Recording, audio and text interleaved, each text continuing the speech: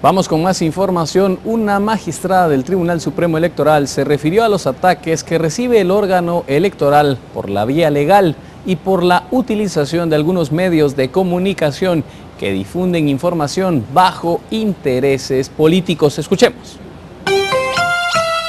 Desde el año pasado se han, desarrollado este tipo de acciones, que más que todo podemos tipificar por un lado algunas acciones en ciertos medios de comunicación y por el otro lado pues las acciones legales, judiciales, como han sido y ha sido en este periódico. Bueno, me parece que salió una publicación en El Peladero, él mandó su carta del periódico, él mandó su carta de aclaración que fue publicada, pero después de esto me parece también que en el periódico La Nación han seguido como 2 publicaciones más. El año pasado también hubo una publicación, una portada de este medio de comunicación en donde estaba la foto de todos nosotros como magistrados del Pleno y decía que el Congreso de la República. Hoy fueron juramentados los magistrados infantiles que tendrán a su cargo dirigir las elecciones infantiles 2015. En un acto simbólico donde los magistrados titulares y suplentes del órgano electoral dieron posesión a los magistrados infantiles. Con los niños interesados en votar, deberán estar pendientes de los avisos donde podrán empadronarse al igual que los adultos, y se espera que los niños sean un ejemplo para los cerca de 2.4 millones de guatemaltecos que aún no se han empadronado. La idea de este proyecto es simular las elecciones de los adultos por los niños. Entonces el día de hoy hicimos el acto de juramentación del Tribunal Supremo Electoral Infantil para que simule lo que los adultos también hacen. Y con esto nosotros vamos a seguir el proceso de la primera vuelta. Las elecciones infantiles solo funcionan para la primera vuelta porque lo que queremos es que los niños aprendan el proceso cívico y democrático. Y la Procuraduría de Derechos Humanos observará el proceso electoral para garantizar que se respeten los derechos de los votantes. Además, el procurador indicó que se debe respetar a la autoridad del Tribunal Supremo Electoral y que no se ejerzan presiones hacia ellos. Es ese traslado de información del mapeo que tenemos de lugares que presentan mayores índices de conflictividad. Y aquí reitero mi preocupación por algunos departamentos que en los años anteriores y en estos meses han mostrado alguna conflictividad y que esto tememos pudiera agravarse por el apoyo de algunos líderes de algunos partidos políticos. Siempre destaca San Marcos, Huehuetenango, Izabal, por citar algunos. Así es que si detectamos que debemos tener mucha mayor presencia, prevención y compartirla incluso con la Policía Nacional Civil, con las autoridades del Ministerio de Gobernación, pues haremos esos esfuerzos y nos centraremos en estos lugares, priorizando, como usted decía, los lugares en los que tengamos información de que puedan darse hechos delictivos. Y el Tribunal Supremo Electoral podría no recibir más recursos por parte del organismo ejecutivo, pese a que solicitó una ampliación presupuestaria, aunque el Ministerio de Finanzas asegura que no hay recursos para hacer el traslado.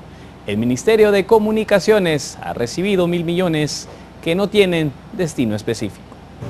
El Tribunal Supremo Electoral solicitó una ampliación presupuestaria de 1.900 millones de quetzales para las elecciones generales. El Ministerio de Finanzas indicó que no tenían recursos para hacer las transferencias, pero sí logró trasladar 1.000 millones de quetzales al Ministerio de Comunicaciones durante la Semana Santa a través de un acuerdo gubernativo firmado por el presidente. De acuerdo con el viceministro de Finanzas, depende de la decisión de las altas autoridades establecer a qué institución se le trasladan los recursos, aunque no sean quienes más necesiten los fondos. Por eso, esa es una decisión de las máximas autoridades del Ejecutivo. Finanzas no puede decidir a quién quitarle ni a quién darle, ¿verdad? El ministro no le corresponde eso. A Finanzas le corresponde la administración y el traslado de los recursos. El identificar y decidir a quién se le quita y a quién se le da es una decisión de las altas autoridades. Pero en cuanto a recomendaciones por parte de Finanzas, ¿hacia qué instituciones creen ustedes que debería ir dirigido si hubiese la posibilidad de alguna... No, mire, lo que se hace es siempre mensualmente estar informando de quiénes han requerido más presupuesto y en función de eso van decidiendo a quién se le da. El viceministro de Comunicaciones indicó que los recursos trasladados servirán para el mantenimiento de carreteras y puentes, pero para el diputado de la UNE, Carlos Barreda, pueden ser utilizados para el pago de la deuda flotante o para campaña al no tener un destino en específico. Además, se afectó a otras instituciones como la Secretaría de Seguridad Alimentaria al realizar estos recortes. En esta transferencia también queda claro de que a pesar que hay ciertos destinos que están aquí establecidos, el Ministerio de Comunicaciones y Obras Públicas tiene la potestad todavía de hacerle cambios, es decir, le puede hacer readecuaciones internas. Lo más preocupante tal vez son los 152 millones que dice que son para compromisos contractuales. Mientras el organismo ejecutivo se queja por la falta de recursos, presentaron 2 iniciativas de ley en el Congreso para aprobar 2 préstamos por un monto de 76 millones de euros, que serían para financiar un proyecto de electrificación y el otro para ejecutar un proyecto de educación rural. Por una Guatemala en paz, Dulce Rivera y Héctor Chutuc. Y en la Asamblea Departamental del Partido Patriota quedaron en claro las diferencias a lo interno de la organización. La vicepresidenta confirmó que buscan consensos y habla de sus diferencias con el presidenciable Alejandro Sinibaldi. Yo voy a hablar de Roxana, del partido no voy a hablar. En relación a Alejandro y Roxana, ya lo dije hoy, ustedes lo escucharon.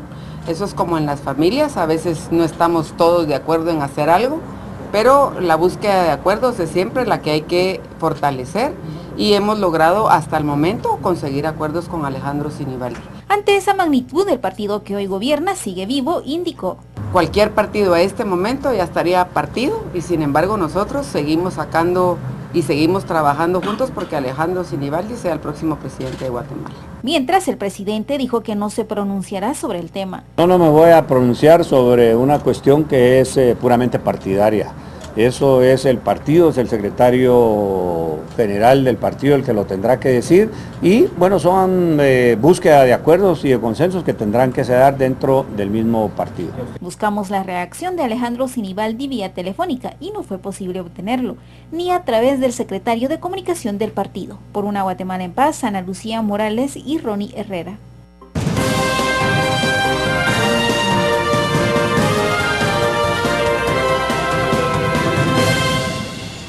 De nuevo vamos a la pausa comercial, enseguida regresamos con más información.